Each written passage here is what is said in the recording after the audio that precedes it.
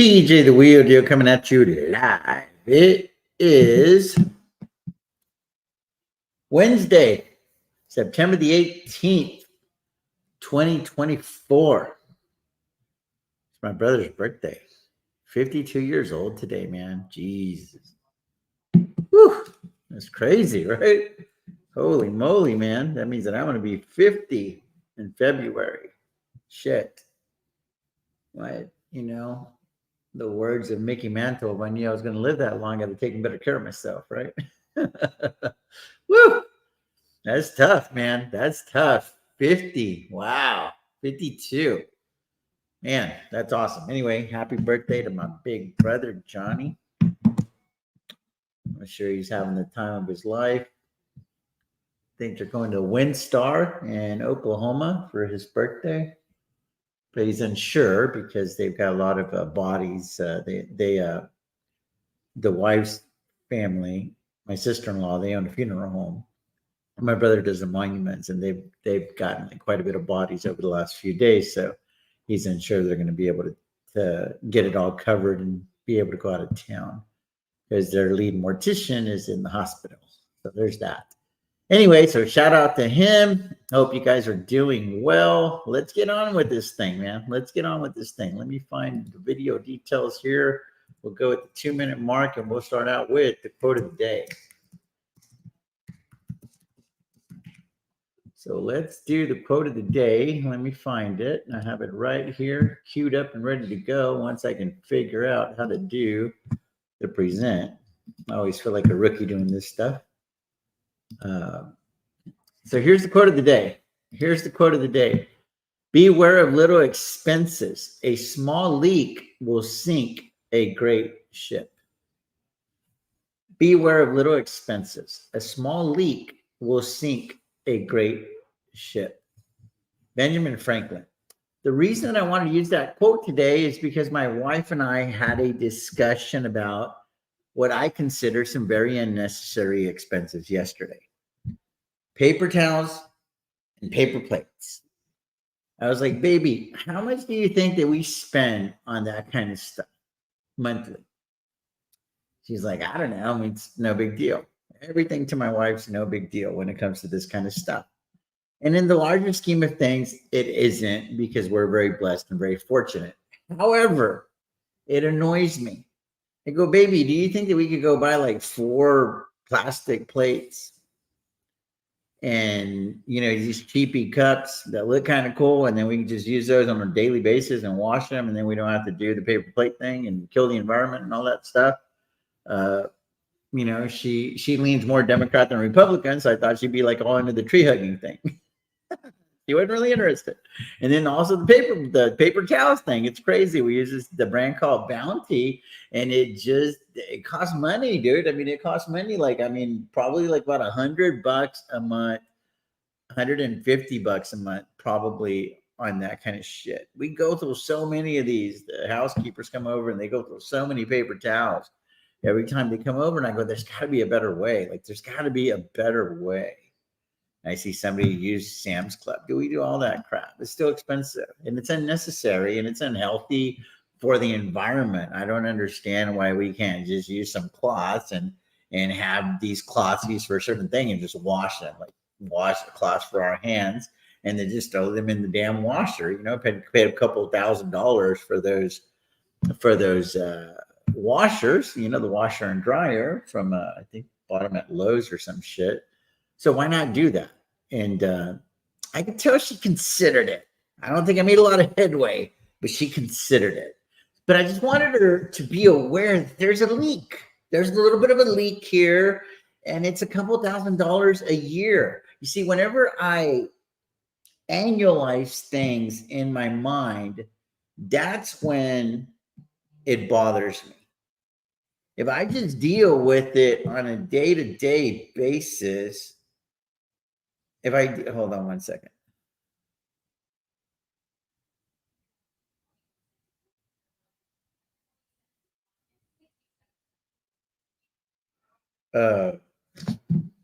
If I deal with it on a day-to-day basis, it's kind of like whatever, because it doesn't really move the needle.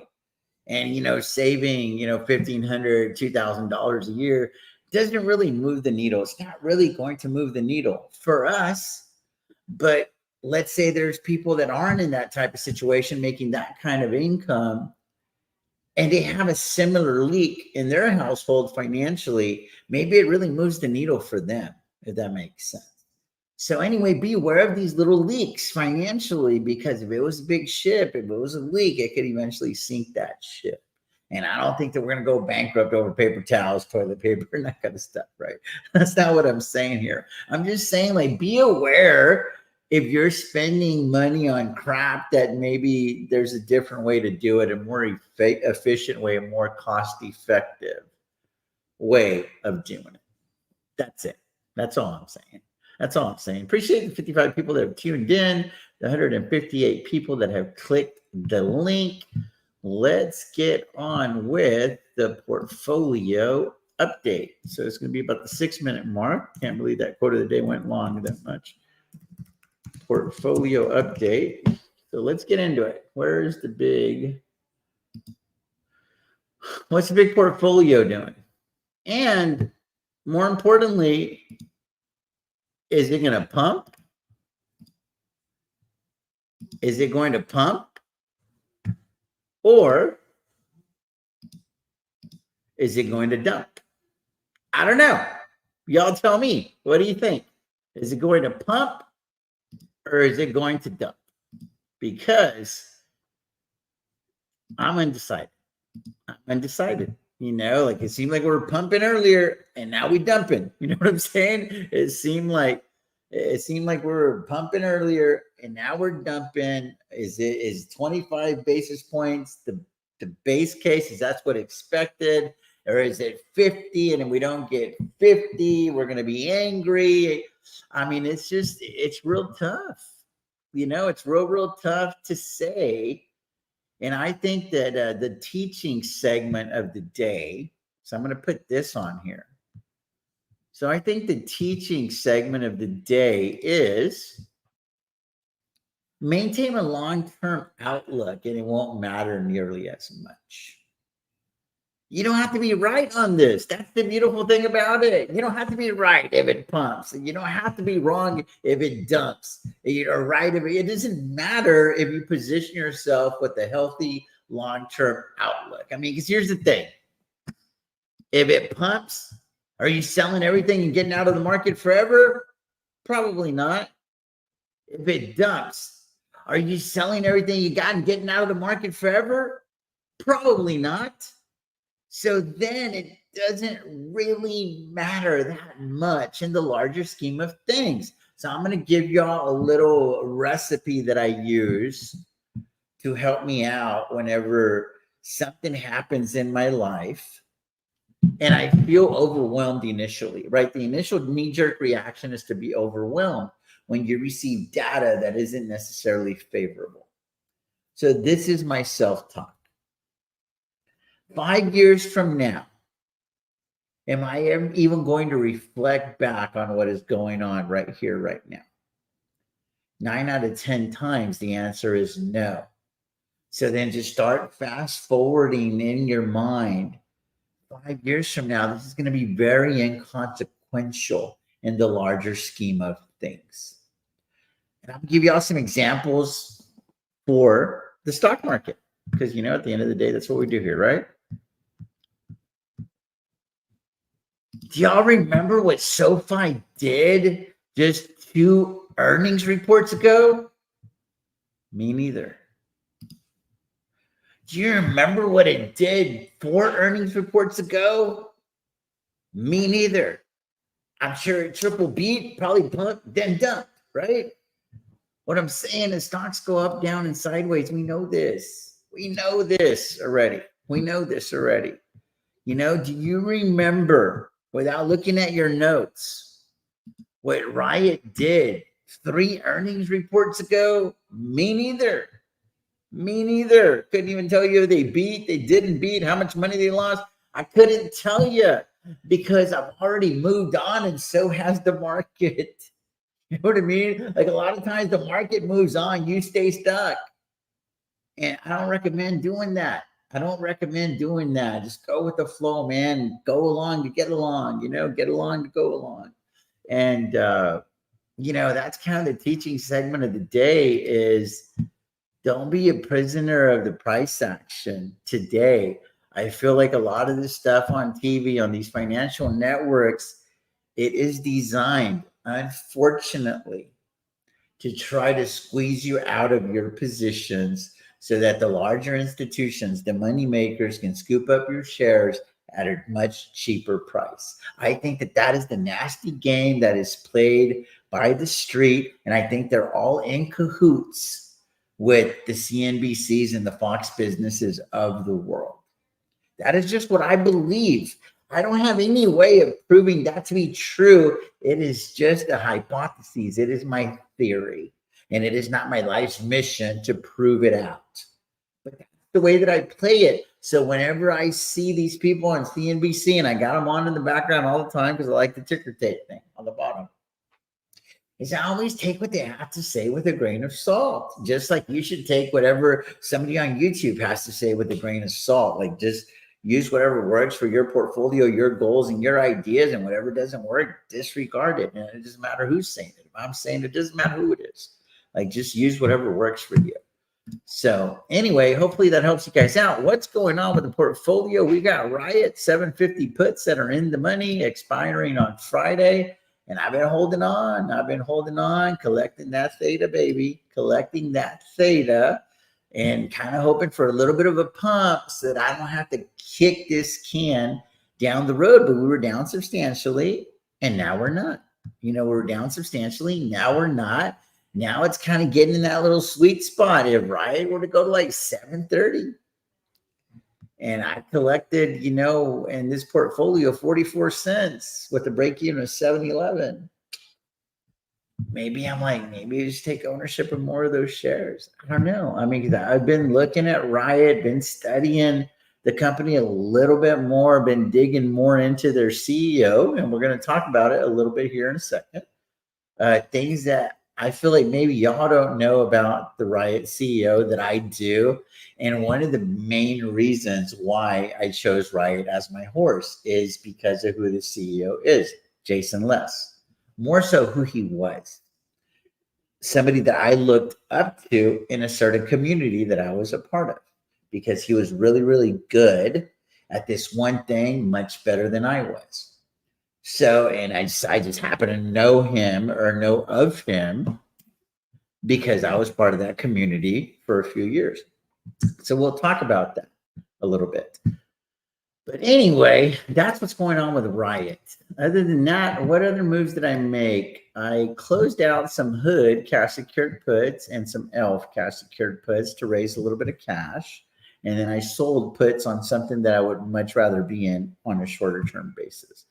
So Hood, we had some puts that we sold on a MITS podcast a couple of weeks ago. And we did pretty well with those, guys. We did pretty well with those. So let me show those. So it was right here on September the 6th. We collected $93.50 for selling some cash secured puts on Robinhood at $18, expiring on 1/17/2025. Looked up last night at the portfolio, and I was like, holy moly, we're at about 50% profit. I screenshot a MIT, and I was like, dude, we've only been in this trade for a hot minute. And he's like, kind of doesn't make any sense to stick it out another 100 and some days whenever we already captured 50%. So I went ahead and closed them out today for about a 50% profit, freed up the 90 grand. So that's what happened there. The other thing was Elf Beauty. Been in this trade for a very similar time frame. Picked up $1,500 on September the 11th. We're now a week into the trade. There's still about 3 weeks left on the trade, but I was able to close it out for just under a 50% profit right away, because the first 50% is easier to get than the second 50%. So I locked in a small win on ELF, and now I'm like, maybe it dips to like 110 or something like that. And I'm able to do this again. Whenever I close these out, it was trading at like 116, 117, and now it's kind of gone down. So now I'm just thinking, man, it'd be kind of cool if ELF tanked a little bit more, because I mean, this chart doesn't look that good if you look at it year to date. So I'm like, I feel like there's support in this area here, big support. Maybe it finds its footing right over here, and maybe I could sell some cash and carry puts in the $90 range and get an even better entry point on ELF. You got to keep in mind, this thing just went parabolic, right?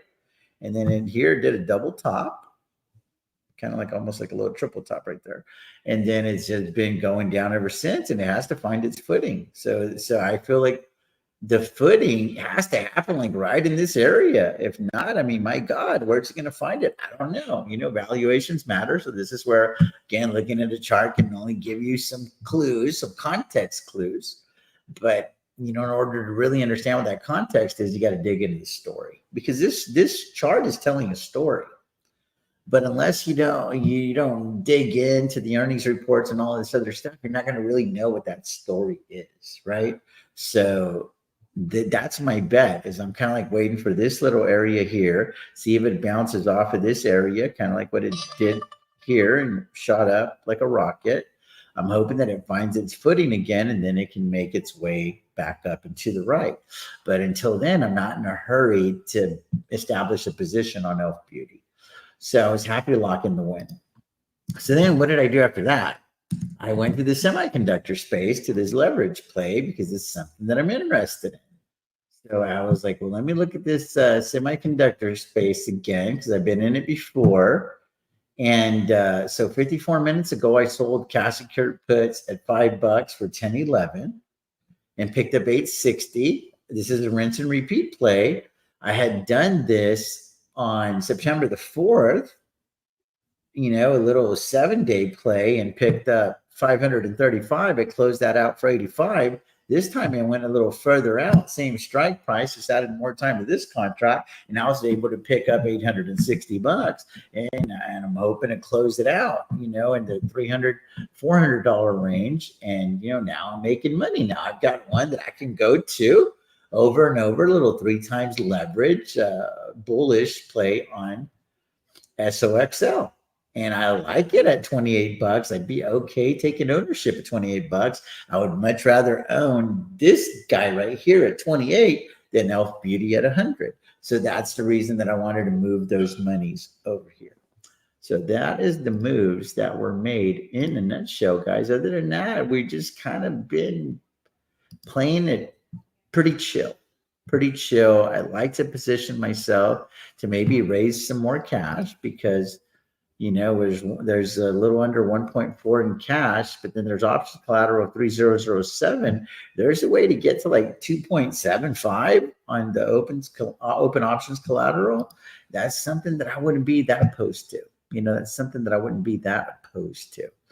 Another one that I'm looking at kind of closely for next week is this NVIDIA strangle that we have.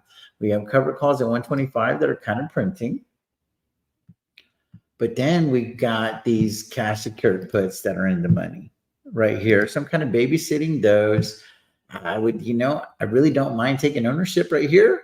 I'm sure Amit's going to want to roll down to like 112 or something like that. We'll see what happens, right? But, I'd like to scoop up more shares of NVIDIA. I don't mind doing it at 115. It'd be more ideal to do them at like 114, 113, 112, something like that. But NVIDIA is way down over here. I'm going to put this on equity. NVIDIA is way over here. I like for it to get right in this area here, at least $100,000 position. So I like to double those shares. We'll see. We'll see. I like the American Airlines. I like the allocations over here. I wouldn't mind doubling this position here. I'm okay with TSO on share ownership. I'm more comfortable playing this via cash secured puts. I'm kind of okay where Hood is, unless there's a substantial dip. I don't see this position getting much bigger. I'm okay with Open Door. Amazon, I wouldn't mind Amazon getting into this level over here if we can get the right price. And that's what we're doing with Amazon, is we're running a version of a covered strangle on it. So we're doing okay on the shares. We've got those shares for sale at 175 and 185. So I'm going to have to babysit those covered calls. But to take some of the pressure off, I sold more cash secured puts at 175. So we're going to start bringing some money through the door on a consistent basis on Amazon. And I'm eventually going to increase this right here to 10. That way, we're running a legitimate covered strangle, and we can double the position and now turn this into a much more substantial piece of the pie, a much more integral part of the entire portfolio. Because at the end of the day, it's Amazon, right?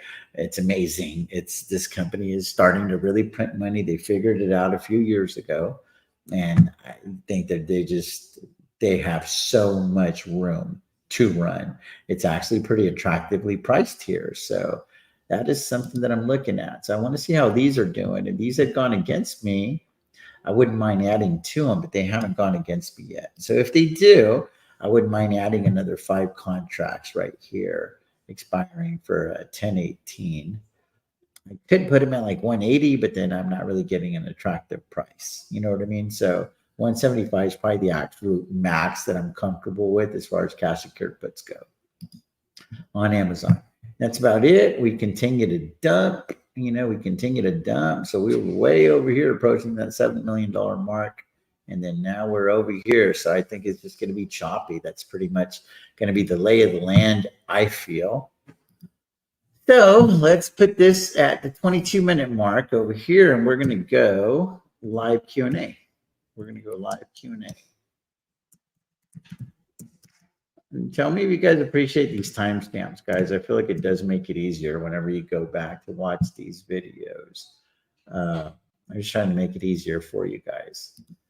So anyway, live Q&A. Let me catch up on the comments. Zermot, what's going on? Daniel, what's going on? SJ, hey TJ, watching your videos from Pakistan. Good morning. Right on. Right on. Wow. Darth, what's going on? Morning, big day. It kind of is. Kind of is. I better back my Palantir covered calls. Too afraid of the rate cut movements coming today. That's fair. That's fair.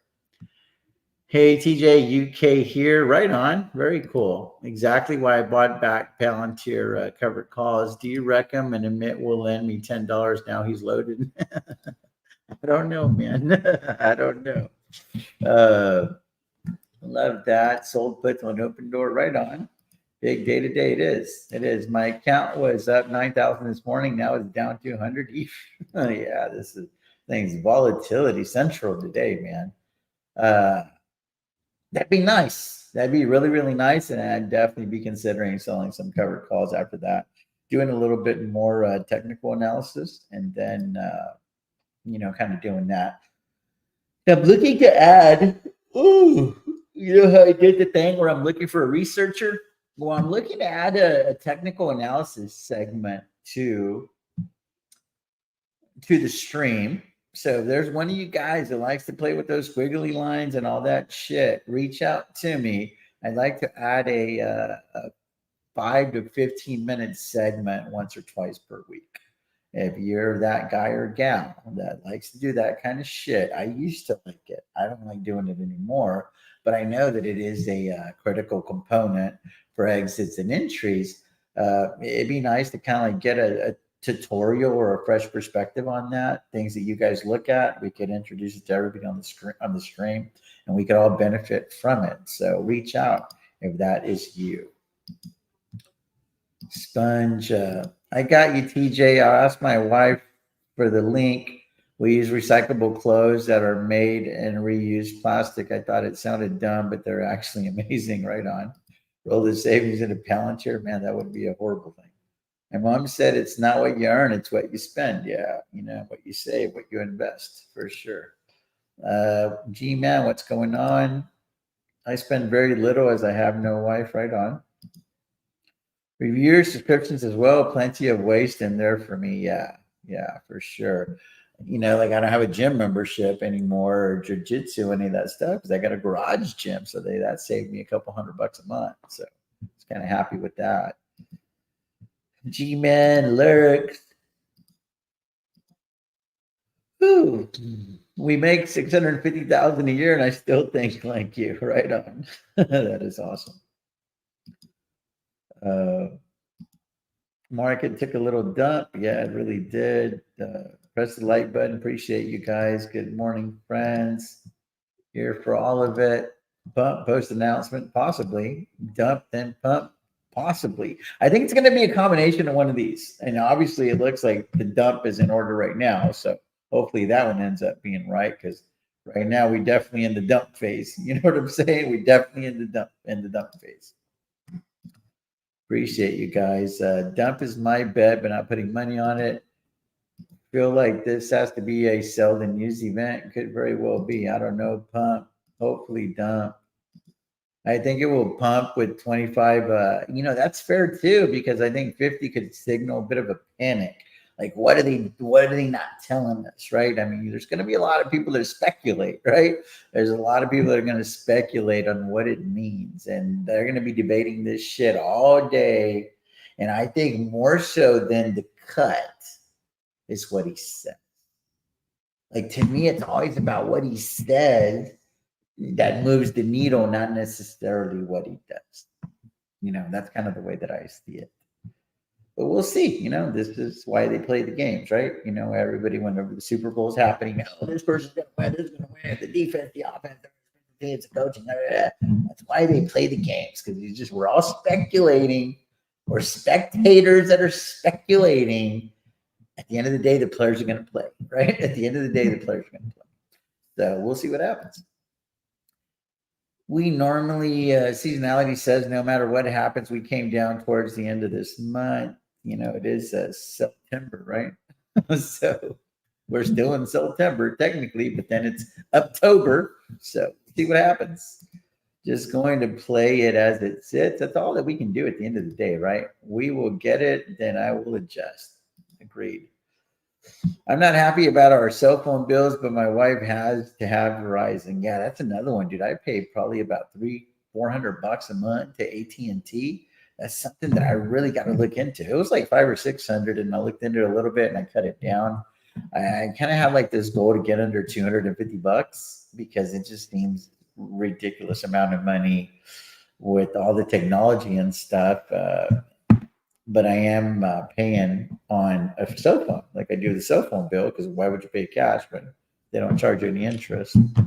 So it's just one of those things, right? Like, they get you, man. They get you. These damn ecosystems of these companies, they get you. I think we pump. Why? Because it's dumping now, probably anticipating the cut and folks going cash till the decision and Uncle JP answering questions. That's fair. That's fair. I'm working hard on the idea of not touching my account till next April, when I can buy more without having to sell what I have first. Right on. If it dumps, I get to buy good stocks cheaper. If it pumps, I get rich. Not bad. That's not a horrible outlook. Good morning, Corey. What's going on, my man? We got to set up our other FaceTime here soon. I'm doing weeklies for all the OGs for at least the next month or so, that we can really dig into y'all's goals and try to get you guys on a plan that works for you. Wheelers Warriors, my old boss used to say in 50 years we'll all be dead. Yeah. I mean, that's probably true for me, right? I'm 49, so it is what it is. Dang it. Hey, what's going on, Mr. G? Yes, the timestamps are appreciated. Right on. Lurks, 71.44 chance we close positive based on every FOMC day, that we are less than 2% from at all-time highs. Please no TA, right? TA is crucial. It's got its place, but I'm not going to make a whole TA channel here. It's going to skyrocket. Get in, fam. Straight talk, 55 a month. Right on. Daniel Garrett, agree to disagree. All love, homie. Of course it is. How are we going to celebrate the big 50? I wanted to go to Yellowstone, but it seems like I'm the only one that wants to do that. So I think we're going to end up going to Cancun, and hopefully a few friends will be able to join us. The actual birthday, I'd probably like to be with my mom and dad. I don't know. Yeah, probably with them. They're not able to really go anywhere because my mom's bedridden. Hopefully she'll still be alive then. We got her this cool transporter chair, though, that is going to allow me to be able to get her out of that chair, out of the bed, and wheel her around. So we'll see. We'll see. My wife has this tendency to kind of like take over my birthday, though. So I didn't even feel like my birthday anymore, if that makes sense. Anyway, so there's that. So what I want to do now is I want to pivot. To a little research. Because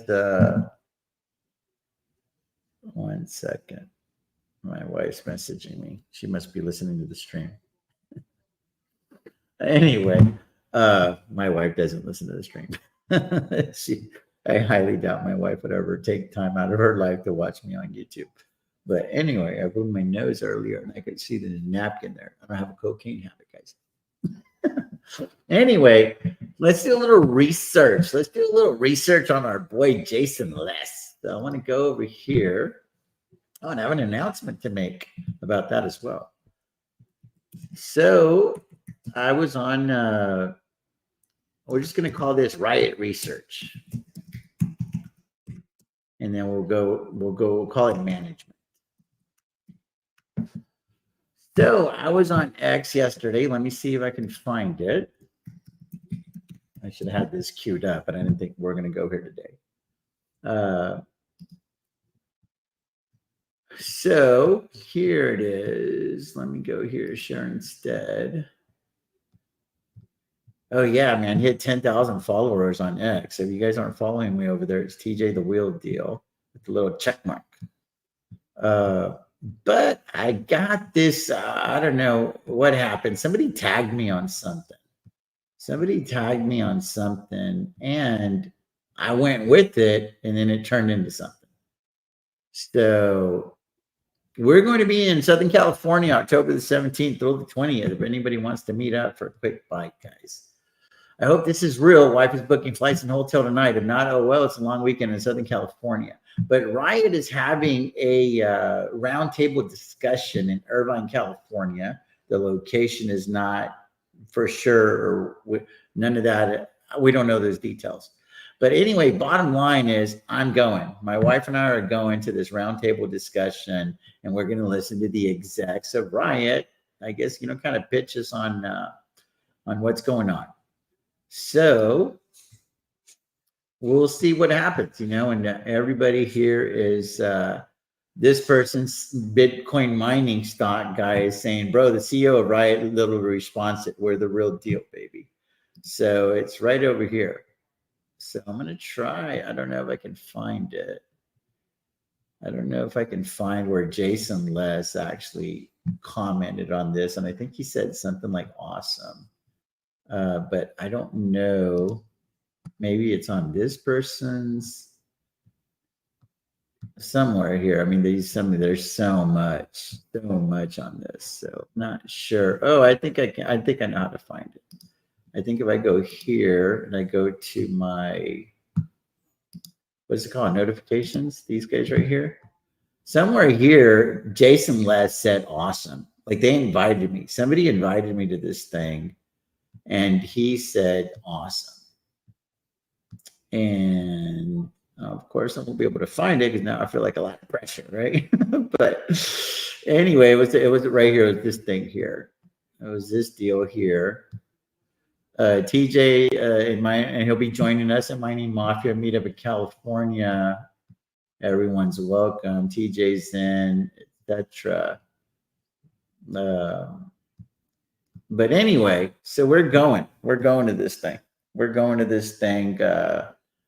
get the plane tickets today. I'm just waiting to hear back on where exactly the event is because I want to book a hotel that's, kind of close by, essentially.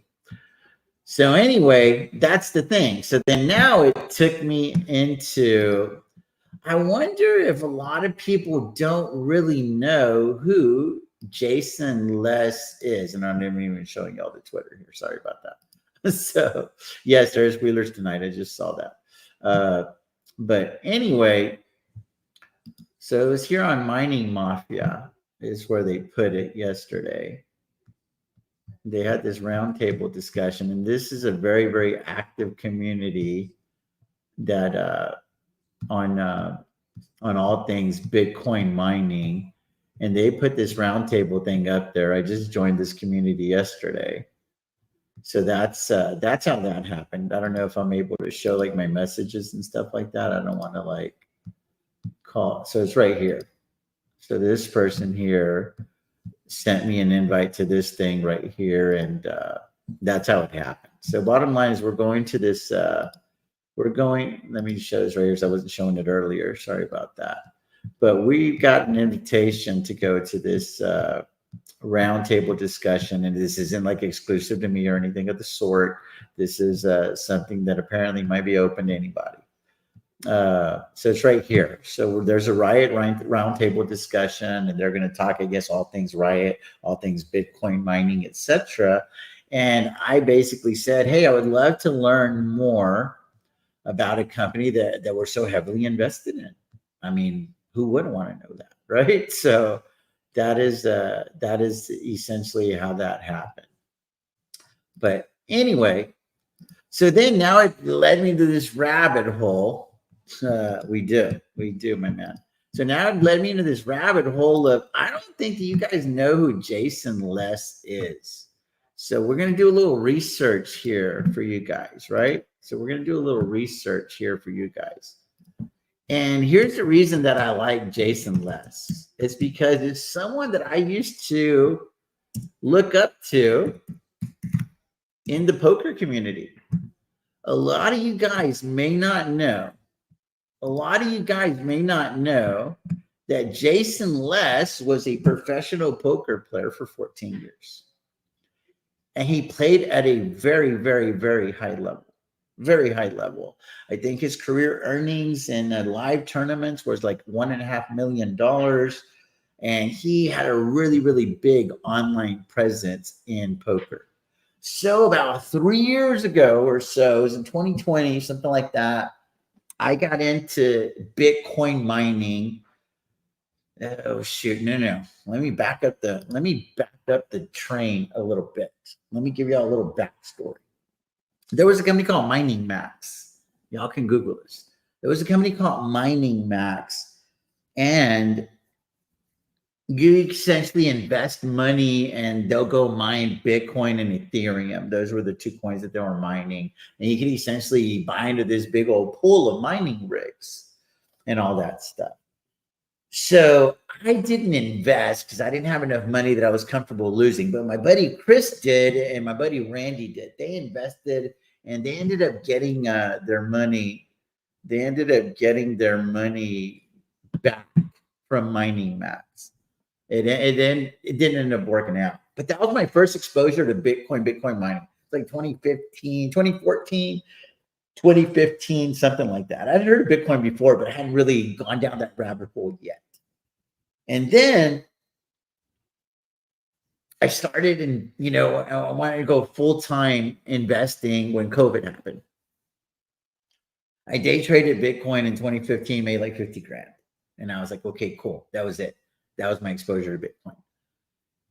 Then in 2020 or so, COVID happened, 2019, 2020 happened.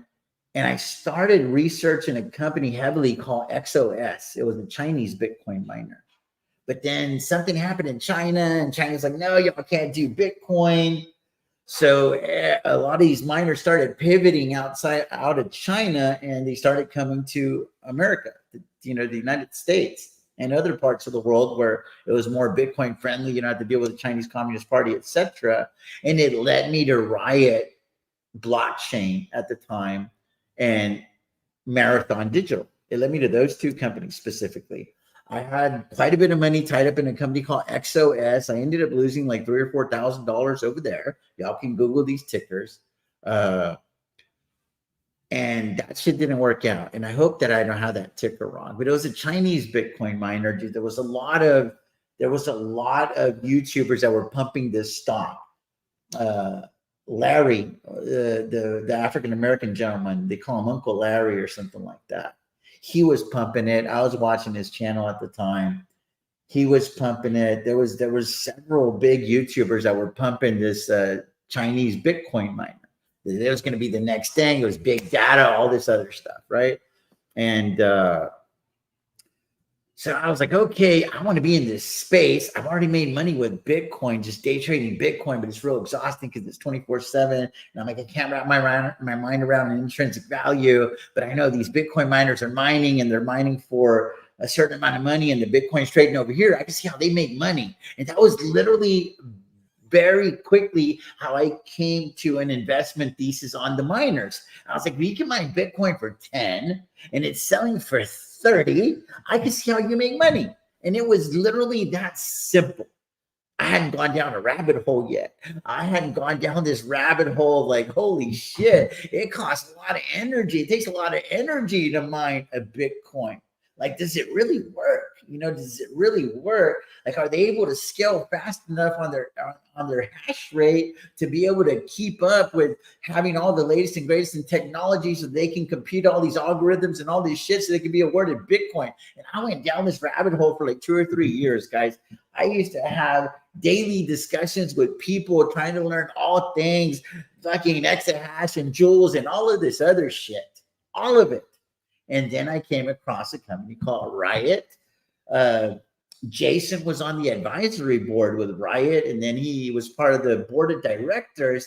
And I was like, dude, they might have the perfect person for this fucking job. All this dude did was sit at the poker table and do daily computations, minute after minute after minute. You guys have ever played poker at a high level? I never have the way that he did, but I was in my fair share of pretty big hands playing poker for a living. I mean, big hands for me is like, $5,000 and $10,000 pots on a regular basis. They stress you the hell out. This dude was playing poker for, $500,000, $1 million situations. I never played at that level. So once I realized that he had become the CEO and who he was, because I was kind of like scratching my head at first. I was like, there can't be that fucking dude. Like that can't, like, for real? Like, they're gonna grab somebody from the fucking poker table to lead this potentially multi-billion-dollar company. So I was intrigued. So I went down that rabbit hole. You know what I mean? And then I realized things like, holy shit. So RIOT went to a very Bitcoin friendly state, or essentially a republic over here in Texas.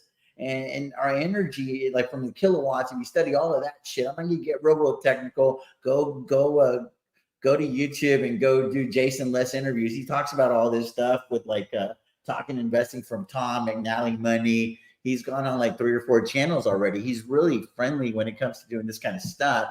I don't think he would ever come on this channel. We're not big enough. We're not big enough yet. And I also have a little bit of money myself, so I talk shit, right? I'm like, hey, fuckers, aren't y'all overpaid a little bit with all this stock-based compensation? Like, I'm the guy that are asking those kind of questions, and they probably don't want to put themselves in that spot, right? You know what I mean? So I'm not going to be like a mid getting interviews with these fucking guys, and I'm not a fanboy. That's the thing. Now, I looked up to him as a poker player, because I was like, dude, I can see this guy, like, he's like very Phil Ivey at the fucking table. Like, he's like looking 10 fucking steps ahead. I only look 2 or 3 steps ahead. So anyway, they study like a lot of game theory and all that and stuff. And I was a little bit of a different, but I'm a tight aggressive is my style. I math at the poker table, but I don't math that much, because if you play poker 8 to 12 hours a day like I did, it's pretty fucking exhausting. It's pretty fucking exhausting. But anyway, that is who Jason Less is, guys, or was before.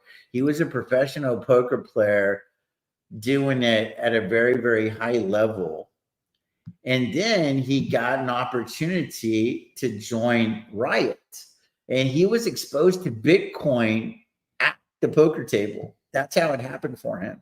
And we started, I think I saw an interview where he started playing poker in like 2004. He was like in high school when he got enamored with it. It was the Chris Moneymaker effect. That is also how I got excited about playing poker. I wanted to do it full time for a living. Was when this gentleman named Chris Moneymaker won the World Series, and he was just an average dude. He had won a satellite, and then the satellite got him a ticket to the main event, because it's like $10,000 for the main event. It's my life. It's a bucket list to go pony up $10,000 and play the main event. I actually have it in my bucket list to do it when I turn 50.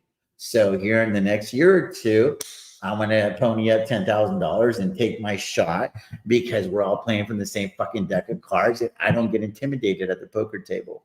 That is something that has always helped me in investing. And that is the main reason. I know this is crazy, man. I don't divulge this kind of stuff, man. I'm giving y'all real shit right now. But that is the main reason that I chose RIOT as my fucking horse, was because this dude was in the circles of all of my poker heroes. He wasn't necessarily one of my poker heroes. I was aware of him, but my favorite poker player of all time is Phil Ivey. But he was, you know, like, I'd say like Phil Ivey's like here. Jason Les is like right here, and then TJ's like at the basement. You follow me? Just to give you guys an idea, to give you guys some fucking context of who this guy was at the poker table. And I just started asking myself, this motherfucker could go do that in poker. What could he do with Bitcoin and all of these resources? And the reason that I love that he played poker is because poker has helped me with the psychology of investing more than any other tool could have ever helped me. Reading fucking Warren Buffett, reading Benjamin Graham, none of that bullshit helped me the way that it helped me to play poker, to be able to deal with all the ebbs and flows, all of those emotions in front of other people, and to remain stoic and just take in the information and do with that what you will to increase your odds to win. So whenever I have a position that goes against me, I'm like, okay, so if I was at the poker table, how would I handle it?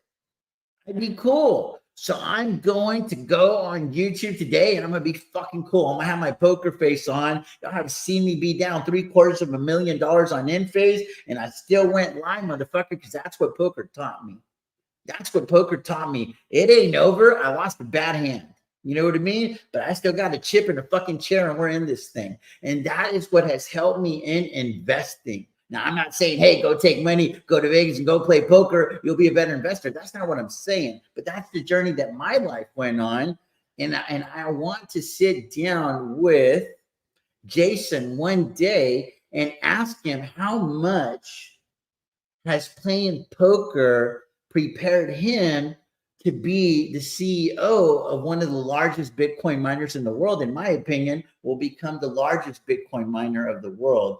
And that is why I picked RIOT as my horse, if that makes sense. Is because one of the M's is management. I study the M's. I study the moat. I study the management. I study the market. You know, how much money do they have, etc. Like it's all about the M's for me when it comes to studying a company. And this dude became the CEO, I think in like February of 2021. And they dealt with something really, really heavy right away. There was a big old freeze in Texas. And they had one of their buildings, I think it was G, that went down. There was some internal shit that maybe they could have done differently. It was a very, very expensive lesson that RIOT had to learn. There was a real key component of their team that they had to let go, named Chad Harris.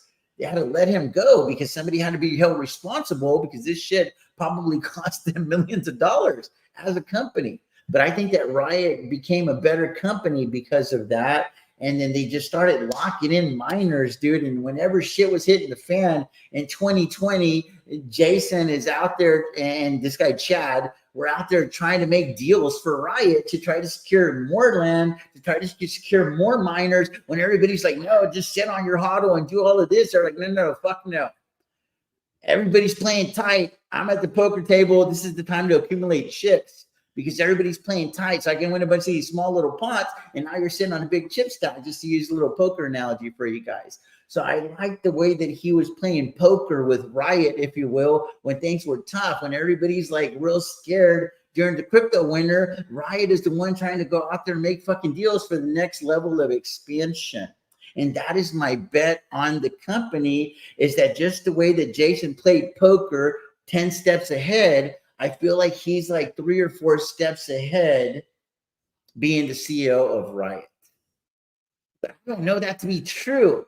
But when I see a hand playing out in poker, because I've probably been part of 100,000 hands or so in my lifetime, I can kind of see the hand playing out to the river, if that makes sense.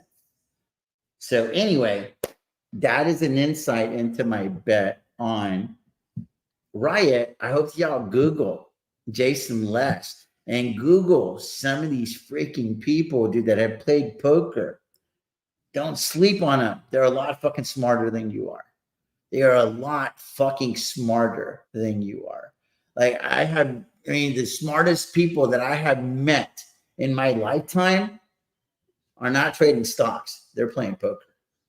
These people know, they know math. They know math at a very, very high level. There's a lot of math that is associated with playing poker at a high level. So anyway, Google some Jason Les, watch some videos, and maybe you guys will see what I see. Maybe you won't.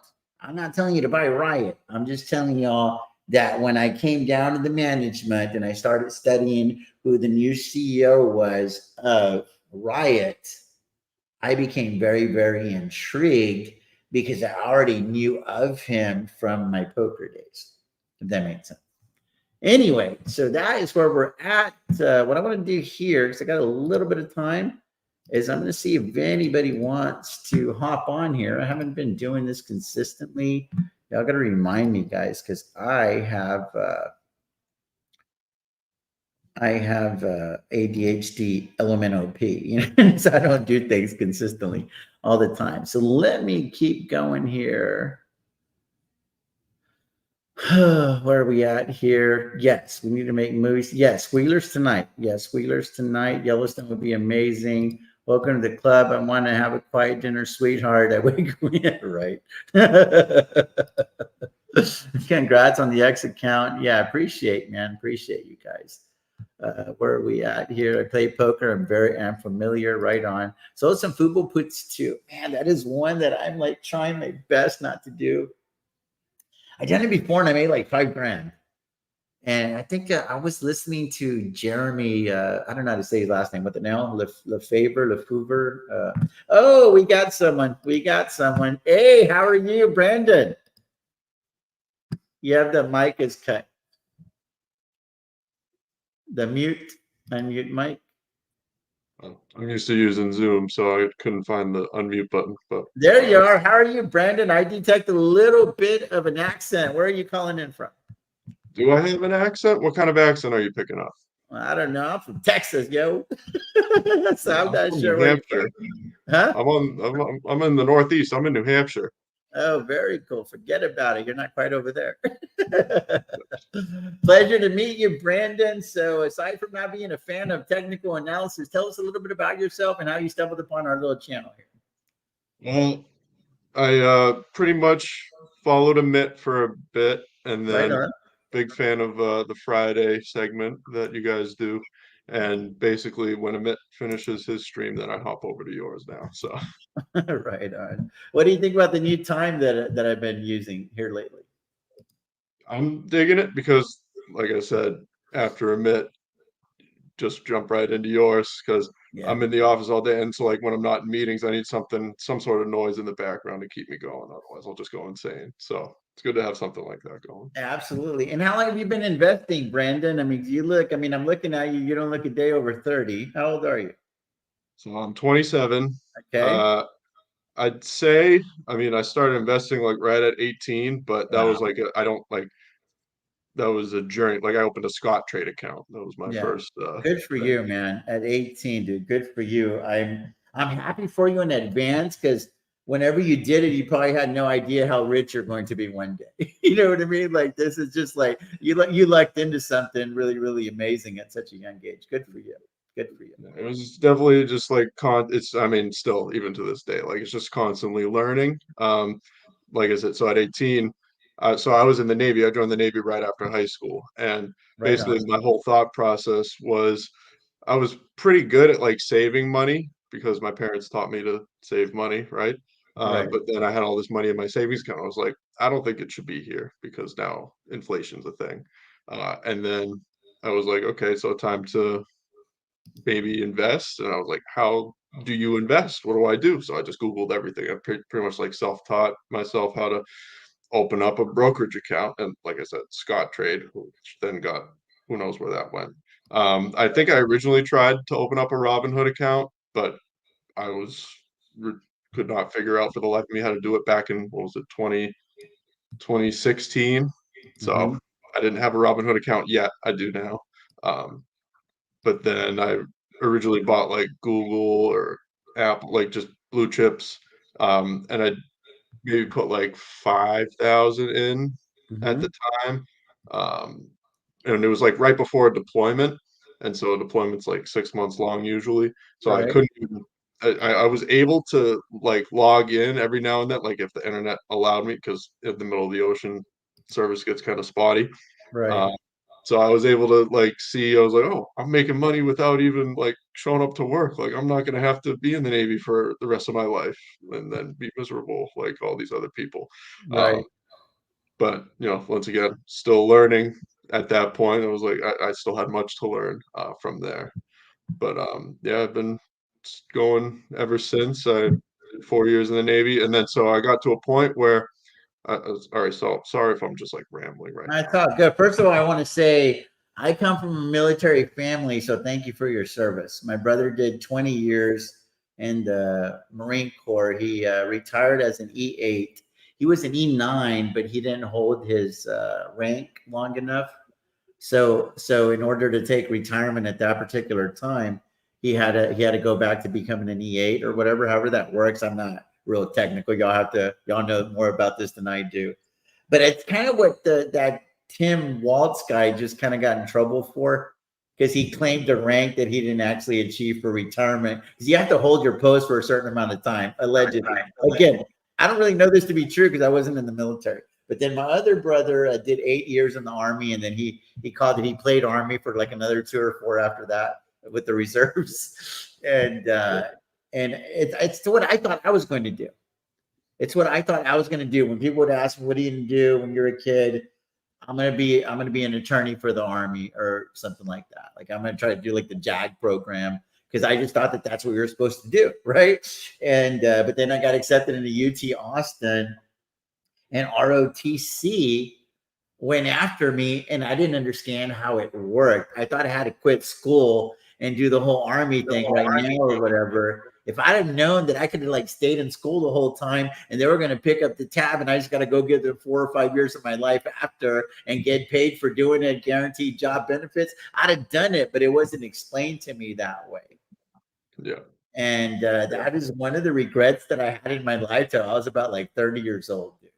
Because I was like, Yeah. I I'd had a say, student debt. I have life's hard right out of college when you're figuring it out. Over here, you got a guaranteed job. You know what I'm saying? With all the benefits, you get to see the world. I mean, and it's a real amazing life experience for you if you're not already married, because it does put a lot of strain in a relationship when you're married. yes, that is something I've seen it's crazy. People like right out of boot camp, they'll meet a girl and then 2 weeks later they're engaged. And then I'm just like, whoa, you sure about that? And Yeah, then that clearly doesn't usually last long afterwards. But yeah, it's definitely an experience that, I mean, I'm glad I did it. I'm also glad it's over. They paid for my college, so that was cool. right And on. then now that I know what college is like, I'm glad I didn't have to pay for it because I wouldn't have paid for it anyway because I didn't feel like it was the best use of my time at that point. So No, I hear you. So let's talk a little bit about investing. I mean, if you're on a Mitts channel, are you a fellow Palantard or fellow so Palantarian he's or he's converted me into a Palantard. So I originally this was back in like March of this year. Well, so when Robinhood dropped or announced the credit card, I was like, yeah, oh, that's like this is real. This is a legit thing. Like this is a like disruptive product that they're offering. So like now I'm like considering actually owning Robinhood as a company. And right, so I was starting to do my due diligence on owning Robinhood, and I wanted to learn more about pretty much Vlad essentially, sure, and just because all the financial statements, those are just public data. Like I can read a 10K no problem. But like part of what I try to do is I want to understand like who's running the company that I'm buying. And so I Absolutely. saw Mitt's interview with Vlad, and I was sold. I was like, oh, this guy. He was saying a lot of things that were like resonating to just how I personally invest and like my philosophy of, democratizing finance for all. Like it's a powerful tool that everybody can benefit from. And I was like, okay, I'm buying Robinhood. So I bought Robinhood back in like March or April, or started to build a position there. And then I wanted to like keep up with like Robinhood news, because for a long time I mostly just watch like Joseph Carlson for a lot of stuff, because like I have like Costco, Microsoft, Apple, and so I get all my updates from those companies from Joseph. Sure. But now Joseph doesn't own Robinhood, so I need an outlet to keep up to date news on Robinhood. So I've been Right. just watching the stream from Amit, and Amit's a big Palantir guy, and so now I'm big on the Palantir. So I've been trying to build this slowly. Like this is maybe like a month or two ago, I actually started to build a position, which is, I feel like I'm behind the curve at this point, but it's a definitely like 5 to 10 year play. So I'm not too worried about whatever price I get right now. Right. I like Robinhood for the long run, man. It's in my journal. 1750 is the load up price. And when I Mm, say load up price, $250,000 position. yeah. I just don't see, and dude, and in Crossroads, shout out to Roy from Crossroads. I did a podcast with him. I was like, dude, tell me all things PayPal. Probably gonna be a boring ass podcast, but it's for me. Can you do it for me? And dude, it ended up being a really good podcast. I mean, this dude is an amazing. I don't know if you're familiar with Roy Crossroads. He's got a pretty big Not, presence on X. He comes out on SoFi Weekly quite a bit. He's a big Palantir bull, and he's got a real strong bull case for Robinhood. Is very convincing. Doesn't have a YouTube channel, but he has a presence on. But he makes a lot of YouTube appearances, if you will. So he ended that podcast saying, hey, take a strong look at Hood. I know you don't like the option chain and stuff. Hood was like at the $10, $11 range. And I blew him off. And dude, there was plenty of buying power, dude. I was ready to go. I even sold 200 cash secured puts at like $8, but it didn't fill. It had it filled, I would have already been in, but I was like, I gotta get this price because this premium sucks, and I can put all this in SoFi and Riot and da-da-da. And that's the reason that I got stuck in SoFi and Riot, because the premiums were so damn good, and it was priced comparably to Robinhood at those levels, right? And then obviously Robinhood's like, I got something for you. It's called capital appreciation. So I was like, shit. But yeah, I don't think you're gonna go wrong with Robinhood. Did I tell you there's one thing Robinhood can do to become a behemoth, and that start paying people money on their cash secured put collateral that they're using. yeah. Yeah. So Game changer. That would be a game changer. Amid talk to Vlad. I was saying, like, dude, that is something that would take Robinhood from people being skeptical to like, oh shit, these guys mean business. And now go ahead and give me some of the tools that I need. That way I don't have to go hopping to different websites to get a lot of stuff, analytics that I could just get on your platform. yeah, and I see that as like a bull case for Robinhood. It's just like they're doing so well, I think, as of right now, and so they have the options to increase their offerings, like so being able to offer that in the future. So like once they do, that'll just increase the value that they already have. So I think that's just a bullish thing that they don't offer everything right now, because they can in the future. Like I don't see Yes. anything preventing them from doing that. The money that they pay on the cash secured put collateral with with Charles Schwab, it's not as cut and dry as people think, because Charles Schwab, I think, actually owns these money market funds or something like there's, it's not like an ABC type thing. Right. And I don't know the intricacies. That's why I don't like to speak on things that I don't know that well, because it's like you can just give them a little bullet point, and then they ask you the follow-up question, and you're like, well, that's all I got. You know what I'm saying? So I'd rather just not have that conversation. It's easier for me to just say, I don't know. I don't know. But I think there's more to it. So you have to peel back the onion and then hope it doesn't make you cry. That's But very this true. this is to me what a lot of people believe, that if Robinhood paid money on cash secured book collateral the way that the Fidelities do, the way that Charles Schwab does, not sure about Morgan Stanley, etc.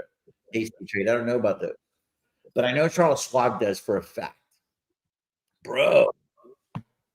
Bro, you know what I'm saying? Like, dude, people make fun of the Robinhood account when I posted on X. Oh, this freaking idiot's got money in Robinhood. Why would you do that?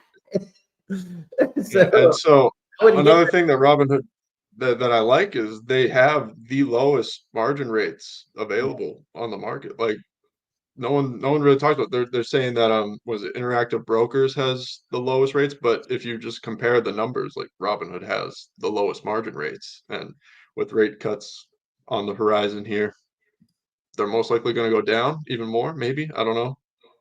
Can't tell you for sure, but they're pretty attractive the way they are right now. And I agree. I don't like using my cash as collateral when I could just have it being deployed and actually invested. Um, so I've been wheeling for the past, I think I'm at 6 weeks now, because that's when I realized like Robinhood has good margin rates. I just started using the margin as the collateral for the puts that I'm selling, so I'm not actually using my cash, right. and I don't hate it because it's not really money that's I'm using, and you don't get charged the interest on the Yeah. margin when it's just being held as collateral. So that's been my strategy, and I'm liking it so far. Yeah, I think it's awesome. So, what are your top three holdings? Let me see I'm here. I always trying got to increase our watch list here for the audience, guys. So the watch list is a very important tool in the belt. yeah, so nothing too crazy. Biggest holding right now is Costco.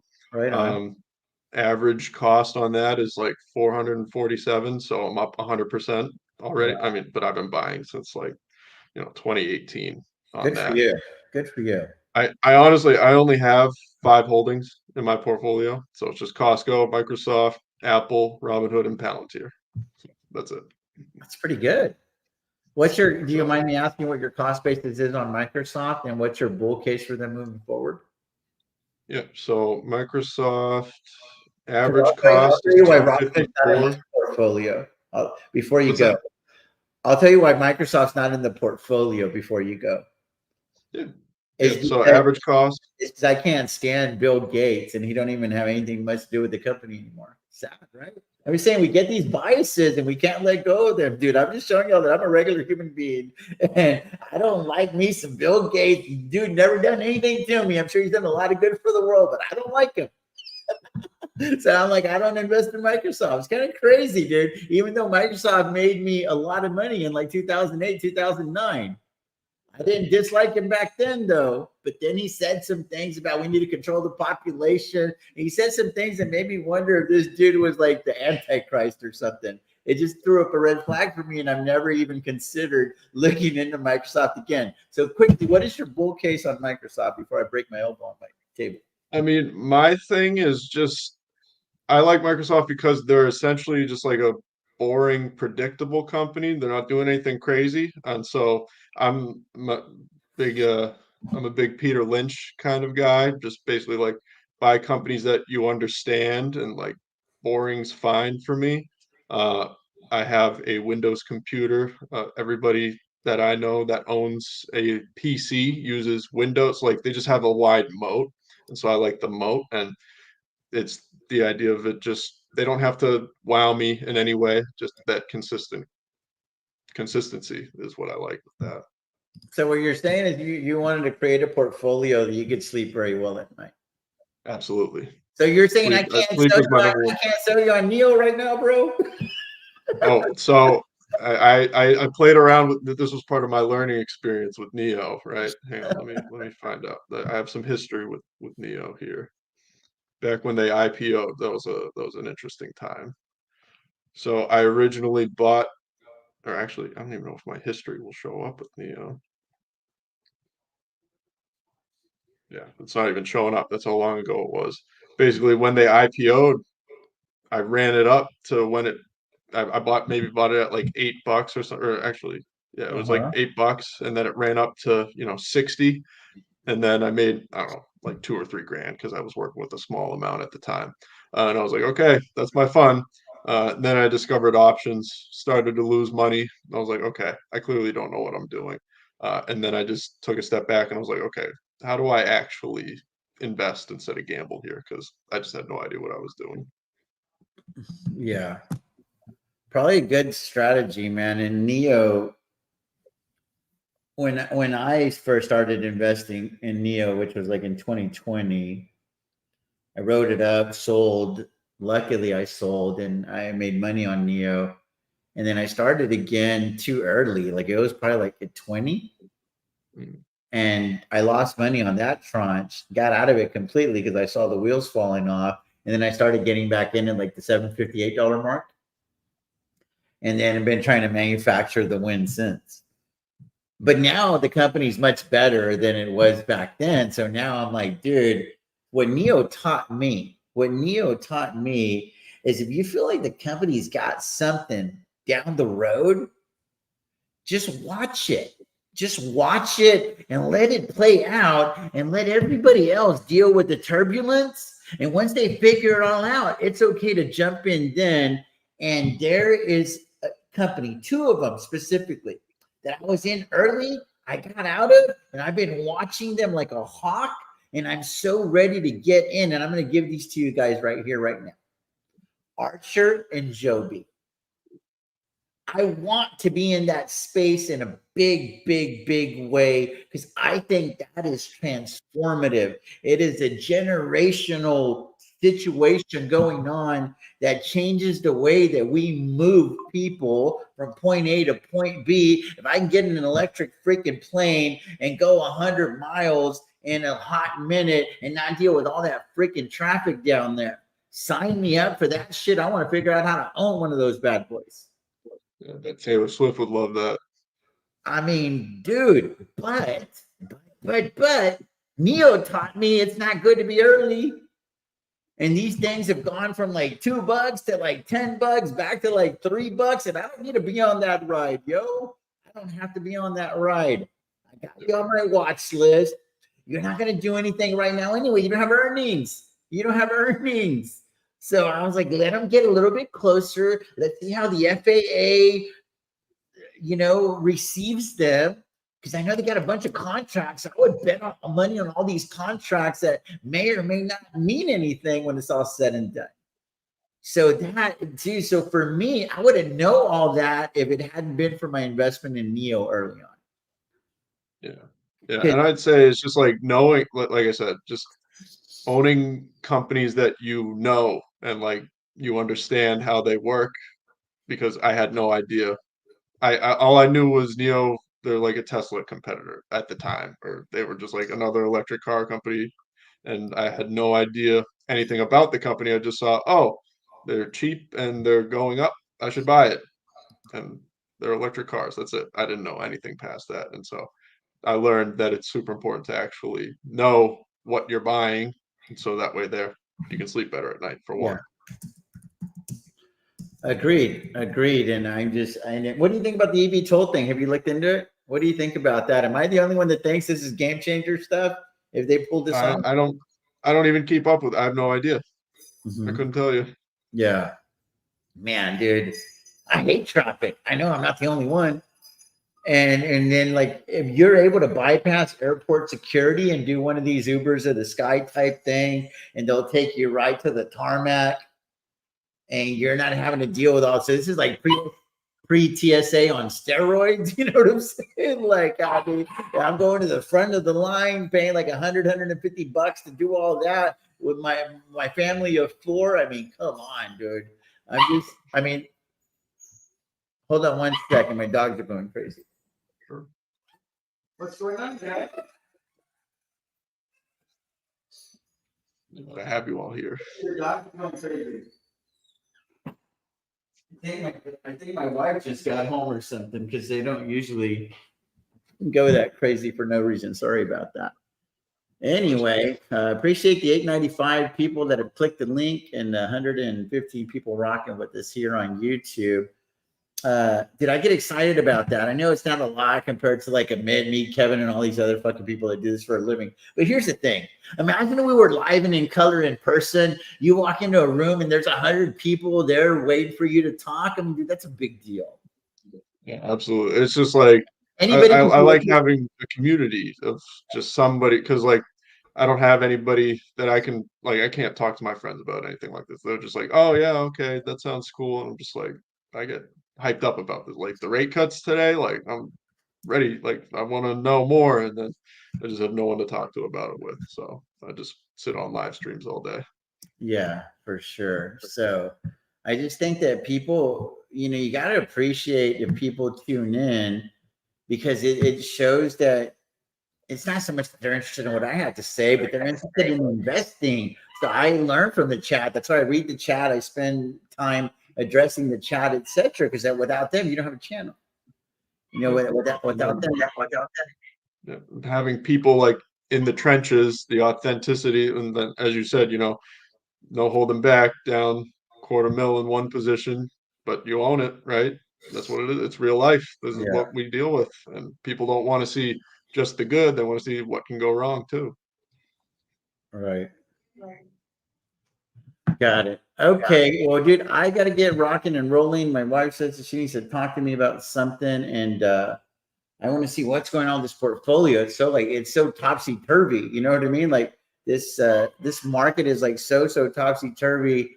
Real quickly before I let you go, Brandon, what do you think we get? Do you think we get 25 basis points? Do you think we get 50? Do you think we pump? Do you think we dump? Do you think we do both? Because we kind of already done both today, right? Like what do you think is going to happen? Because I feel like this is going to change. This is going to set up the landscape and the trajectory of the market probably until the end of the year, in my opinion. Yeah. So as of based on what I know of our old pal Jerome, I'm leaning more towards the 25. I don't really think he's going to do 50. I know everybody sort of it's kind of like a 50-50 chance whether it's 25 or 50 at this point. Just I think Right. I'm just leaning more towards the 25 based on like I said just how we know Jerome and his previous actions. And then as far as it pumping or dumping after as of right early, if you ask me maybe like 30 minutes ago, I would have said it would have pumped, but now it seems like we're getting a little bit more of a pump right now. So I think it's just going to do the opposite of wherever we're at. No Yeah. matter what, I think it's just going to do the opposite because, like I said, it's a 50-50 chance of 25 or 50. And so it's just going to inverse whatever we're going into the meeting with. And Yeah. that's just, I have no idea. And That's my thought. and I hear you. And I think it's more about what he says versus what he does. Yeah, it's the delivery and his outlook, I think, is what is really going to cause the pump, though, not so much the number that he picks. Yeah, I agree. I agree. And I think his tone is going to be we did this because it was data dependent. We got the data that we were looking for, so that we chose this. But before we go all crazy with rate cuts, it's data dependent still to the downside. Just like it was data dependent to the upside, it was data dependent on staying at the same rate for a year or however long it's been. It's been a while, right? Right. And then it's going to be data dependent on lowering because we don't want inflation to rear its ugly head. Right. So I feel like is it really reasonable to even expect 50? But there's a lot of people that are in the camp of 50, and I'm just thinking this is going to be a little feeler bet like poker. Let's do 25 and let's see what happens. That's exactly what I think. Yeah, because their target is 2%, and so like we're not Right, there yet, and right. so that too much of a cut would push that further away. Obviously, everybody sort of wants the 50 just because they think they should have started the cuts earlier, but they didn't, and so this is the situation we're in now. Yeah. Agreed. I just think there's so many ways to look at it. So I want to end it with this, guys. Just keep a long-term outlook At the end of the day, it's going to be what it's going to be, and we're nobody. At least I don't think is going to get out of the market forever, regardless of what he says or does. So if you have a long-term perspective, I mean, you're 27 years old, right? Yes. Is this going to matter when you're 47? Absolutely. It's not going to matter next year. Yeah, it's the reality. This time next year, we're not even going to remember this conversation. Yeah. Because So I who mean, knows what we'll be. I want to ask the audience: are you in for the drama or the dollars? You know what I mean? Like I'm here for the dollars, but I have to be informed about the drama so that I can make the best decision right here, right now for my next cash and put or covered call. That's it. That's the only reason I follow the drama is for the immediate price action implications. But as far as investment thesis and stuff, dude, I deal with those earnings report to earnings report. Yeah. You know, I mean, it's just not even, I keep up with it just so I don't get bored. Like I said, I'm just sitting around doing nothing from meeting to meeting. So I need to just keep active in some way. Otherwise, who knows what I'll be doing. Agreed.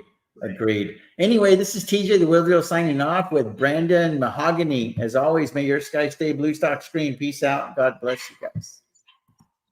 Thank you so much, Brandon. Thanks for having me on, by the way.